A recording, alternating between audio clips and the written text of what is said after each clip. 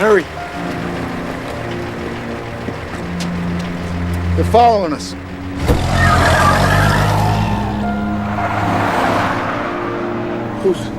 Who's following us? Drop's been compromised. Get out! Stay down.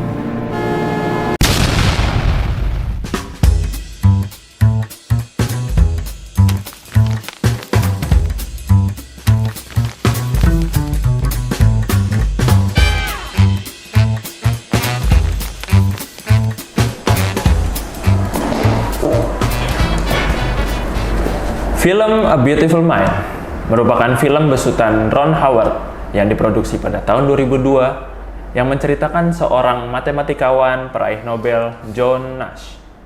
Film ini berhasil meraih 4 penghargaan dari Oscar, diantaranya film terbaik pada tahun itu, kemudian aktris pendukung terbaik, kemudian sutradara terbaik, dan yang terakhir adalah film adaptasi terbaik. Film ini mengisahkan John Nash yang struggle dengan skizofrenianya yang merupakan penyakit mental yang ia idap. Di dalam film ini digambarkan skizofrenia ini dengan cara yang sangat unik, yakni John Nash yang merupakan seorang matematikawan seakan-akan ia sedang menjalankan misi rahasia dari pemerintah Amerika Serikat. Dalam podcast ini kita akan membahas, mengulik mengenai film yang menyangkut mental health bersama gua Abdel, dan selamat datang di podcast Kelas Malam. Sekarang gua udah sama Haikal dari Si Paling DC. Ya. Apa kabar? Baik. Sehat? Sehat. Oke. Mental health dalam film. Ya. Sebelumnya lu kenalin dulu soal diri lu. Oke, kenalin, nama gue Haikal Aditya Krisna, bisa dipanggil Haikal. Gue seorang mahasiswa dari UPN Veteran Yogyakarta, dan gue dari Si Paling DC. Cukup. Bisa jelasin nggak Si Paling DC itu apa? Kita sebenarnya ngebahas semua tentang DC, dari nggak cuma film doang, dari komik, film, games, dan mostly kita juga ngebahas soal jokes yang berkaitan soal superhero di DC, entah itu villain dan superhero. Dan kalian juga bisa cek Twitternya di Twitter, namanya Si Paling DC. Kita ngebahas semua hal berkaitan dengan DC, dari mulai komik, film, dan lain-lain juga. Dan juga pokoknya kalian pantengin terus ya pokoknya deh soal akun Twitter yang gue pegang. Oke, berarti referensi film banyak nih. Ya, sebenarnya nggak begitu banyak sih ya, tapi ya oke lah. Kalau baru-baru ini, setahu gue tahun ini DC ngeluarin film Joker 2. Iya, Film benar. Joker 2 ini, Joker ini yang gue tahu dia di film pertamanya dia kan memang membahas soal mental health. Ya. Oke. Pendapat lu soal Joker 2 dulu deh. Kita gimana ini film? Kayaknya agak beda kan misalnya. Gimana? Emang sebenarnya Joker 2 tuh emang nggak harus dibikin sih, tapi ya gimana? Menurut gue sebenarnya gini, untuk film Joker 2 memang nggak sebagus Joker pertama. Nggak sebagus Joker pertama. Yang nggak nekanin soal mental health, tapi memang secara mood gue oke lah, ada tema musikal yang mungkin gue bisa gue bilang membantu untuk bisa memahami kegilaannya si Arthur Fleck dan juga si Queen atau Harley Quinn yang diperankan sama Lady Gaga. Tapi menurut gue eksekusinya agak kurang, dan dari eksekusinya agak kurang, dan ya emang menurut gue kontras sih dari film pertama yang bisa dibilang studi karakter soal si Arthur Fleck yang menjadi Joker dalam tanda kutip. Dan ini kan Joker 2 kan diambil latarnya setelah jadi Joker pertama dan eksekusinya, dan menurut gue agak kurang aja sih dari eksekusi ceritanya ya menurut gue ya, dan bagaimana kisah Arthur Fleck akhirnya berakhir, menurut gue agak kurang sih seperti itu. Di eksekusi ceritanya sih gue kurang suka dari Joker 2. Tapi dia film ini tuh tetap menggambarkan dissociative disorder dari seorang Arthur Fleck ini kan dia. Iya, kalau menurut gue masih ya, karena kita bisa gimana ya? Sebenarnya tuh di Joker 2 tuh sebenarnya emang sih lebih dieksplor kayak bagaimana si Joker, si Arthur Fleck ini bingung antara dia mau tetap mau menjadi seorang Arthur Fleck atau menjadi persona dia sebagai Joker, karena bisa dibilang Joker ini bisa dibilang persona dia yang dibikin dari tindakan-tindakan kriminal dia yang dilakukan di film pertama, karena dia ngebunuh salah satu host dan masyarakat menganggap sebagai simbol perlawanan untuk ngelawan simbol perlawanan kepada masyarakat, dan juga untuk mendukung. Dan kalian bisa lihat di film Joker 2 banyak banget pendukung dia sebagai simbol kan, dia sebagai simbol pergerakan untuk melawan itu kan, kejahatan itu kan. Tapi kan pada situ kan dia juga sebenarnya dalam diri dia pun bingung, dan katalisnya kenapa dia melakukan itu ya karena ada si Quinzel itu kan, si Lee Quinzel itu kan menjadi katalis, atau ya kan menjadi katalis untuk dia untuk melakukan hal itu terus menerus kan, seperti itu. Menjustifikasi persona dia sebagai seorang Joker ya. Jadi memang film Joker 2 ini dari yang gue tangkap ya, dia memang menggambarkan bagaimana pengaruh lingkungan sekitar itu sangat penting buat seorang pengidap penyakit mental gitu guys. Dan by the way sebetulnya film soal kesehatan mental itu sudah ada dari lama gitu. Salah satunya film Gaslight tahun 1944 ya, kebetulan tadi gue baru baca jadi jadi filmnya mengenai gaslight. Kalau kalian tahu gaslight, ada yang tahu gaslight di sini? Gaslight itu perilaku yang tidak baik lah pokoknya. Nah, itu di film itu saya baca sinopsisnya itu dia membahas soal mengapa orang cenderung melakukan gaslight. Gitu sih. Cuma saya belum nonton film tahun 40. Mungkin filmnya masih pakai roll kan, hitam putih masih digini-giniin. Lu ada ini nggak sih kesan tersendiri sama sebuah film yang menyangkut kesehatan mental, kayak ya mungkin lo ada referensi soal itu? Ya mungkin ini film yang menurut gua kebetulan ini tentang mental health. Contohnya Joker pertama, Fight Club, tadi masih nyambung. Ya kan? Fight Club. Terus ada Moon Knight juga yang membahas series Marvel, juga ada Shutter Island, Leonardo DiCaprio. Iya, itu juga salah satu. Memang awalnya kan itu pas gue lihat kan thriller, ternyata Shutter Island pas gue tonton ternyata tentang ada isu mental health juga kan, dan dibahas disetujukan seberapa dampaknya itu seperti apa sih, seperti orang yang kena mental health itu seperti apa, dan bagaimana mereka bisa nyembuhnya. Ternyata memang tidak mudah untuk orang yang mempunyai penyakit mental seperti di film Shutter Island seperti itu. Film Shutter Island ini unik ya, jadi gue nonton nih bingung sebenarnya. Dia endingnya tuh milih ya kita ya, sebagai penonton disuruh milih endingnya. Lo mau percaya sama hayalannya si karakter utama itu, siapa namanya karakter utamanya? Mungkin lo inget? Gue juga lupa lagi. Pokoknya endingnya tuh kita bisa milih guys. Jadi antara kita mau percaya sama hayalannya si karakter utama atau kita mau percaya sama realitas yang berusaha digambarin di dalam film itu. Jadi itu termasuknya skizo ya? Iya. Sebenarnya gini sih, kalau menurut gue tuh kan emang sebenarnya itu dari film awal tuh emang itu cara mental asylum-nya atau rumah sakit jiwa untuk ngobatin penyakitnya si karakter utama kan. Tapi memang berhasil, diingetin lagi, dia bisa nerima masa lalunya yang kita tahu ternyata istrinya yang ngebakar apartemennya, ternyata istrinya yang ngebunuh ketiga anaknya, ditenggelamin. Terus akhirnya mereka pun juga tahu nih tentang masa lalunya si karakter utama. Dan juga pada saat kita nonton sampai ke ending, kita tahu masa lalu dan sejarahnya. Kemudian pas di ending tuh gue ngeliat kan memang kalau dia gagal kan, si karakter utama kan si Teddy kalau nggak salah namanya itu kan pengen dilobotomi kan, kalau dia gagal. Tapi ternyata pas udah berhasil sadar dan diketahui, ternyata kan pas dicek lagi sama dokternya dia nggak itu kan, dia masih bisa gejala lagi kan. Menurut gue dia tuh milih sengaja dilobotomi. Kenapa? Karena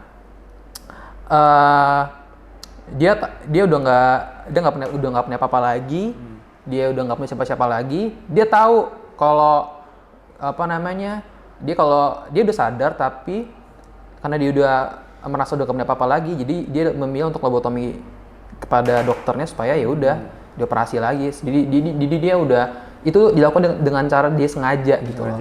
Sebelumnya yang belum tahu lobotomi itu prosedur operasi ya? Operasi yang lubangin kepala Lubangin itu. kepala. Itu tapi metode lama sih, memang udah nggak pernah dipakai lagi. Dan itu ngilu sih. Ngilu. Kebetulan di series The Boys ya digambarin lobotomi lewat mata. Jangan ditonton guys kalau masih di bawah umur ya, tidak baik. Tadi Shutter Island, terus apa ya? Fight Club. Fight Club. Kalau Fight Club itu dia juga soal dissociative disorder ya masuknya. Iya. Bipolar. Tapi yang tanpa dia sadari. Tanpa dia sadari. Karena kan itu kan split personality yang dia bikin dan diri sendiri, tapi kan tanpa dia sadari kan. Dia baru sadar pas plot twist itu di itu kan. Ternyata itu diri dia sendiri ya. Dia sendiri, dan itu kan memang apa ya, bisa dibilang itu kan rata-rata yang gue nonton dari mulai Fight Club, terus apa lagi tuh, Shutter Island, Joker, itu kan rata-rata mereka punya trauma atau kejadian buruk yang menimpa. Jadi si benang merahnya ini dari film-film ini tuh kebanyakan persoalan mental health ini lahirnya dari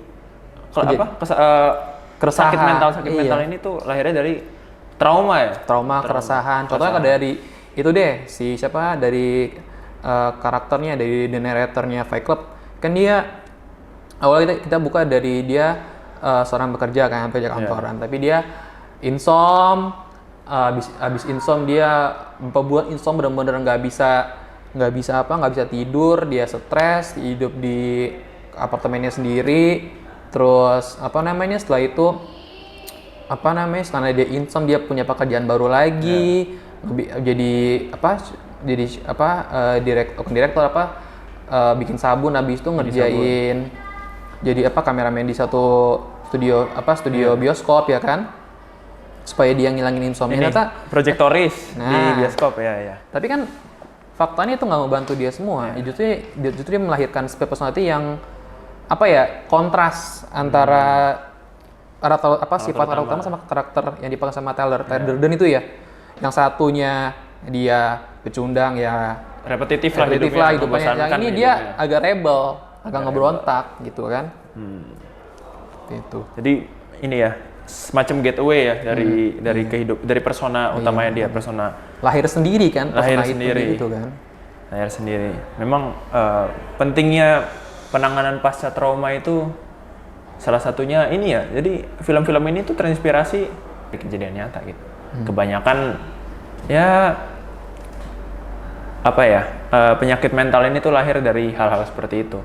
Hal-hal yang memang awalnya mungkin kita ngerasanya ya oke-oke aja gitu, kayak kita jenuh sama pekerjaan, kita lagi ditimpa banyak masalah gitu. Tapi kalau kita nggak punya pelepasan yang benar, itu efeknya bisa kayak gini, bisa sampai ya jadi Tyler Durden lah ya. Tadinya kita kerja jadi pekerja kantoran, cuma karena dia kehidupannya jadi orang pecundang, kemudian repetitif hidupnya gitu-gitu aja, nggak punya hobi segala macam. Akhirnya dia menciptakan satu persona baru dalam dirinya. Yang tidak sengaja ya. Dan itu tidak disengaja. Karena tapi ya sekalinya dibuat persona baru, personanya gila gitu. Sorry, nggak boleh ngomong gila. Sekarang boleh ngomong ODGJ ya guys. Karena kan kalau lihat lagi kan sebenarnya tuh ada beberapa clue, kayak misalkan nih pas si karakter itu kan dapat nelpon nih. Nggak dapat kartu kan, suruh nelpon dari Tyler Durden kan, dapat kartu untuk nelpon. Kan dia nelpon tuh di telepon booth, nggak diangkat kan? Terus tiba-tiba ditelepon balik. Kan nggak mungkin ada orang bisa nelpon dari telepon booth, bener nggak? Nah itu udah clue. Ya, mungkin kalian yang belum relate, jadi kalau dulu itu kita ada telepon umum ya guys. Di Indonesia dulu ada telepon umum kok. Nah telepon umum itu kita bisanya ya ketika kita bayar kita telepon ke tujuan gitu. Tapi kalau ditelepon balik nggak bisa karena itu kan telepon umum. Dia nggak punya alamat gitu. Itu sih yang itu penggambarannya juga bagus menurut gua. Sama kayak di film A Beautiful Mind.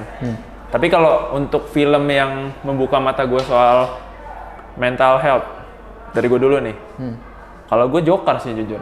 Joker ya? Gue dulu nonton film ya udah sekedar gue tahu ceritanya, cuma kalau aware soal mental health-nya gitu, yang bener-bener apa namanya, orang itu prosesnya gimana, kenapa dia bisa sampai punya penyakit mental, punya apa, rusak lah mentalnya itu di film Joker. Dan dari film Joker itu gue jadi ngulik guys soal film-film bertema-temakan kesehatan mental gitu. Termasuk gue setelah itu gue nyari tahu soal Fight Club, kemudian nonton A Beautiful Mind. Itu gue awalnya dari Joker. Kalau lu sendiri? Sebenarnya gini, pinternya sutradaranya si siapa, Todd Phillips tuh ya itu ngebungkus film Joker itu dalam lingkup mental health gitu. Itu sih pinternya menurut gua. Jadi apa ya, jadi kita bisa ngerti gitu loh bagaimana Joker dalam tanda kutip ini terbentuk atau terlahir gitu. Karena gua ngeliat kalau karakter Joker pun dari media, mungkin dari komik dan animasi kan memang asal-usulnya memang tidak jelas ya. Mungkin kalian tahu kan pasti kayak ya ada dia kejahatan terus dia cebur ke dalam, taunya dia musuhnya Batman, taunya jahat gitu nah, kan. iya doang, atau dia jahat aja gitu. Kecemplung ke dalam lubang asam terus jadi Joker kan gitu doang ya. Tapi kan kita nggak tahu secara realnya nih. Pinternya ya, saudaranya itu dia ngebungkus itu dalam bentuk kesehatan mental gitu. Kita dilihat dari dia kerja dibully, terus banyak banget tekanan dari luar, dari ibunya, terus nanti dia ada anak pungut dan lain. Jadi kan apa ya, nasibnya buruk banget. Itu benar-benar tekanan banget yang mungkin nggak bisa ditahan sama si Arthur Fleck itu sendiri. Dan bagaimana dia ngelampiasinya itu juga ke siapa, nggak ada gitu kan. Makanya kan sebenarnya tuh yang gua kayak itu sebenarnya tuh itu sih kayak di Joker tuh yang ternyata tuh yang perempuan yang selalu deket sama dia tuh ternyata halu tuh gila sih menurut gua. Jadi dia ngebahas dua ya, dissociative disorder sama skizo. Dia. Itu gila sih, karena menurut gua bener-bener nggak ada kunnya gitu. Pas tiba-tiba diponis, gila nih orang, dibilang. Itu sih. Kacau ya. Sama apa lagi ya? Kalau mental health. Pertama lu mungkin paham Joker sama berarti kita. Mungkin kalau dari media lain ya, kalau dari game mungkin ada sih beberapa kayak Silent Hill. Itu menurut gua Silent Hill tuh bagus sih menurut gua. Game Silent Hill 2 deh. Itu menurut gua salah satu ya, karena ini tentang film ya. Kalau game itu salah satu yang ngebahas soal mental health juga. Dan apa sih kalau apa yang kita bagaimana pikiran kita dan manifestasi kita tuh dituangkan ke dalam suatu kejahatan atau suatu entitas itu bakal terbentuk di Silent Hill itu sendiri sebenarnya. Kalau kalian pernah main Silent Hill pasti kalian tahu deh yang gue maksud, dan bagaimana dia ngecerminin rasa bersalah dan traumanya seorang karakter itu ke dalam suatu entitas, suatu bentuk tuh menurutku sangat menyeramkan. Dan sebenarnya itu sih mental health itu seperti itu. Tapi sayangnya di adaptasi filmnya nggak terlalu bagus sih. Nggak digambarin juga itu soal mental health-nya. Padahal tuh menurut gue Silent Hill tuh Silent Hill yang kedua yang menurut gue tuh salah satu one of the best game sih tentang mental health ya, dan best horror itu juga. Cuma sayang aja itu di filmnya nggak diangkat. Iya. Digambarinnya ya udah ada sekte potong-potong kepala orang. Jadi memang ada di Silent pertama memang ada hubungannya, tapi untuk Silent kedua itu lebih ke personal. Makanya itu di yang paling standar atau fan favorite di antara Silent Hill 2 yang paling dicintai, paling disukai sama game lain dibanding Silent Hill yang lain-lainnya gitu loh. Itu. Oke. Tapi kalau film paling berkesan sama kita ya Joker ya. Joker yang untuk mental sampai health. Kita aware soal mental health. Karena sebelumnya tuh ya kita taunya orang tuh gimana sih, orang awam Indonesia ya. Orang punya penyakit mental pasti dianggapnya kesurupan. Pasti dianggapnya apa? Kurang ibadah. Atau harus diruqyah dulu. Harus diruqyah. Sementara mereka tuh sebetulnya perlunya ya bantuan. Mereka perlu bantuan orang terdekat mereka. Ngobrol, perlu, kalau mungkin udah di tingkatan tertentu ya mereka perlu psikiater lah. Iya, kayak di Fight Club kan tuh kalian tahu kalau di bagian openingnya kan tuh kata utama kan ngobrol tuh, kayak orang-orang nggak kenal tuh kita pakai kartu nama terus ngobrol kan di meja bundar gitu kan. Beberapa orang kayak kita Kalau kalian tahu film, nggak survival juga sih, misalnya di film-film yang mungkin yang punya masalah atau mungkin punya mental health, misalnya dia dikumpulin di satu tempat gede, bundar, terus dia ngobrol kan, kayak Ngobrol. iya gue gini gue masalah ini. Saling curhat ya. Iya. Saling curhat. Nah itu kalau di misal Fight Club itu latar di Indonesia ya guys. Jadi si narator ini dia nggak ketemu orang-orang, nggak ngobrol, tapi dia diruqyah pasti. Pasti diruqyah. Moon Knight itu juga kalau di Indonesia udah diruqyah itu. Karena gimana ya, punya personality yang satu orangnya kalem, yang kedua Mark Spector pembunuh bayaran gitu kan. Nggak masuk akal gitu. Tapi ya itu tadi, jadi di Indonesia sendiri nih masih bisa dianggap kaum yang mengidap penyakit mental ini sebagai kaum marginal ya. Iya. Karena kita masih terpaku sama satu bahasa gitu. Orang gila yang sekarang nggak boleh disebut orang gila kan, ODGJ. Masih dianggapnya orang ke psikiater aja dianggapnya, oh lu gila ya gitu. Jahat kan, padahal orang ke psikiater tuh ya paling nggak lebih baik kita curhat ke psikiater kalau memang masalah kita saking beratnya ya, kalau dibanding kita curhat kalau memang dia ngerasa level stresnya dia itu udah sangat tinggi gitu, dibanding dia curhat mungkin ke temen kan, kadang malah jadi permasalahan, malah jadi apa ya, jadi bahan julitan ya kan. Iya, malah nambah masalah lagi. Kalau di Indonesia sendiri itu apa ya, masih belum bisa dianggap apa ya, masalah yang serius kalau menurut gua. Masih belum bisa dianggap masalah yang serius.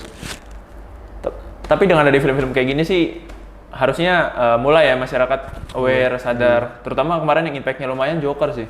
Joker itu memang Joker pertama ya guys, itu memang impact-nya lumayan dalam tanda kutip, termasuk ya kita berdua ini aware soal mental health. Bisa apa? Sampai ada quote apa, orang jahat orang bikin sakit. Aneh banget. Joker lay-lay lah itu. Iya. Tapi kan impact-nya kan lumayan, impact-nya awareness, bisa meningkatin awareness orang-orang itu loh. Ngebuka mata masyarakat kalau permasalahan mental itu nggak selalu gangguan jin gitu. Kadang orang kelihatannya, oh ini kesurupan ya, enggak, dia skizo men. Atau apa ya, yang dianggap indigo gitu, sering ngelihat setan. Itu kadang bisa jadi dia skizo guys. Skizo. Saya sendiri pernah gitu ngelihat kayak apa, ya hal-hal kayak gitulah, kayak hal-hal goib gitu. Saya sekarang semenjak aware soal hal kayak gitu, ya mungkin bisa jadi memang dikit-dikit lah saya lagi stres aja gitu, jadi bisa ngeliat kayak gitu. Ya itu tadi, ada ini nggak rekomendasi film soal mental health selain apa ya? Baca tadi kan Joker, Shutter Island, Fight Club, terus Moon Knight juga. Tadi gue habis nonton itu lagi. Lupa gue habis nonton film apa, short film juga sih di YouTube. Apa judulnya? Apa ya? Somewhere. Lokal apa? Luar. 10 menit atau 12 menit. Tapi nanti gue cek lagi judulnya apa. Itu bagus sih. Dari luar film. Cuma 15 menit atau 12 menit. Itu nyeritain tentang perempuan, dia apa ya? Dia tuh punya, memang nggak jelasin di filmnya tentang apa, tapi apa ya, rasa social isolation-nya sama depresinya tuh sangat berpengaruh gitu. Kayak contohnya kan dia seorang perempuan, dia tuh udah kerja, tapi apa ya, masalahnya tuh ada di diri sendiri, gimana apa ya, dia tuh sangat mengisolasi diri sama orang-orang lain gitu. Jadi yang apa ya, orang pun nggak notice dia sama sekali, cuma si pria ini doang yang notice dia nih. Makanya dia selama dia makan, selama dia itu bener-bener kayak apa ya, kayak bingung gitu. Misalnya orang ngajak ngomong nih, terus kayak lu gimana gini-gini, terus kayak jawab apa. Jadi pas kita nonton, dia kalau ada dialog kayak jawab ini aja. Nah itu tuh kecemasan seseorang kali ya. Kayak ketika ditanya sama seorang gimana harinya, sama teman kerabat doang, dia pun bingung mau jawab apa gitu. Kecemasan dia tuh, oh ya lagi gini misalkan, tapi terus pas orangnya udah pergi lagi terus kayak lu jawab ini. Nah itu apa ya, kecemasan hatinya tuh ada di situ, masalahnya seperti itu sih gitu. Makanya dia kayak sama dia pergi, sama dia kerja ataupun nonton atau makan pun kayak benar-benar sendiri dan apa ya itu social isolation kalau bisa gue bilang ya. Social isolation. Short movie itu. Short movie Di YouTube. Nanti gue cek lagi deh video judulnya apa. Ya boleh dicari lah. Tapi ya semenjak banyaknya film-film yang menyangkut mental health seperti ini tuh, yang gue lihat pemerintah pun mulai aware gitu soal menggunakan media sinema untuk kampanye mengenai mental health. Salah satunya BPJS Kesehatan ya. Saya baru tahu mereka ini instansi ini sempat memproduksi sebuah short movie mengenai mental health yang mungkin kalian bisa cek di YouTube. Saya sendiri tadi saya baru tahu BPJS Kesehatan bikin short movie dan saya lihat cuplikannya sinematografinya cukup keren ya penggambarannya. Gitu sih. Oke. Jadi yang bisa kita tarik benang merah nih dari pembahasan film ini, permasalahan mental health ini serius ya? Serius. Permasalahan yang sangat serius. Dan dengan adanya film-film seperti ini tuh kita dikasih gambaran gitu kalau mereka ini orang yang menderita penyakit mental ini perlu perhatian, perlu pertolongan dari orang-orang di sekitar. Mereka ini mungkin awalnya ngerasa ya permasalahan mereka, gejala-gejala awalnya mungkin ringan gitu, tapi lama-lama jika dibiarkan lahirlah permasalahan yang lebih besar. Seperti itu sih. Rata-rata kan tadi di film-filmnya kayak Joker, Fight Club dan lain-lain itu berlatar belakang trauma dan permasalahan pribadi yang berulang-ulang gitu, yang nggak diselesaikan. Makanya kalau kalian ada masalah, mau cowok mau cewek, udahlah hapus stigma itu. Gue pribadi ya, gue lebih baik gue punya temen dia punya masalah gitu, ya udah curhat aja sama gue itu. Mau nangis sih gue di depan gue nggak apa-apa. Kalau gue gitu sih. Jadi daripada ya mereka nanti ya itu tadi timbul permasalahan mental atau bahkan ya yang lebih worst case-nya bunuh diri, gue lebih baik teman gue nangis di pundak gue. Anjir curhat banget gue ya. Lebay banget, tapi real guys. Kalian perhatiin teman sekitar kalian, berusaha jadi pendengar yang baik. Dan terima kasih buat Mas Haikal udah hadir ke sini. Tadi apa? Si paling DC di Twitter aktifnya ya? Aktif Twitter. Di Twitter. Boleh kalian follow buat referensi film-film kalian. Dan thank you buat yang udah nonton. Sampai jumpa di podcast selanjutnya. Terima kasih. See you.